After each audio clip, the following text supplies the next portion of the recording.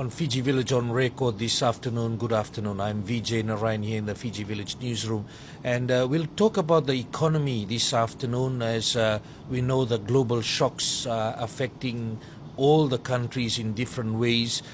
Interestingly, the International Monetary Fund team visited Fiji over the last 2 weeks and have come up with some conclusions and suggestions.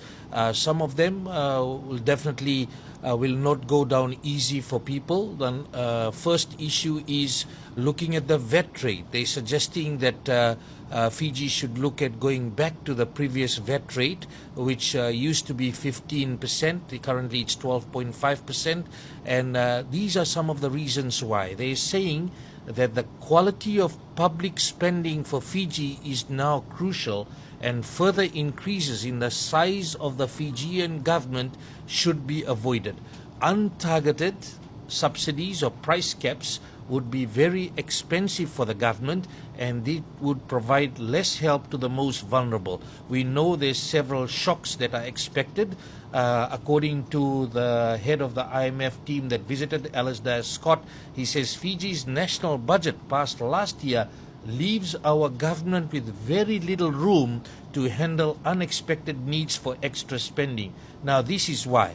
While the economy now faces higher fuel prices, we know that is coming. We know New Zealand, Australia have had very high fuel prices. We're talking to people in New Zealand just yesterday, and they're paying $3.30 New Zealand, that's in New Zealand dollars, $3.30 for 1 litre of unleaded in New Zealand.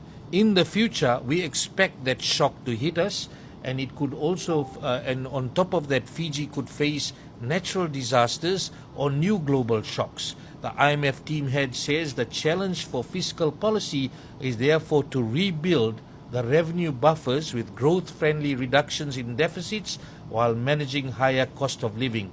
That balance is very important because we know that cost of living, overall cost of doing business, and cost of living will rise in the next few months. We need to be ready for that, and we need to ensure that there's special assistance provided for the most vulnerable in the community. Scott says to support those most vulnerable to fuel price increases, targeted social assistance is the best option.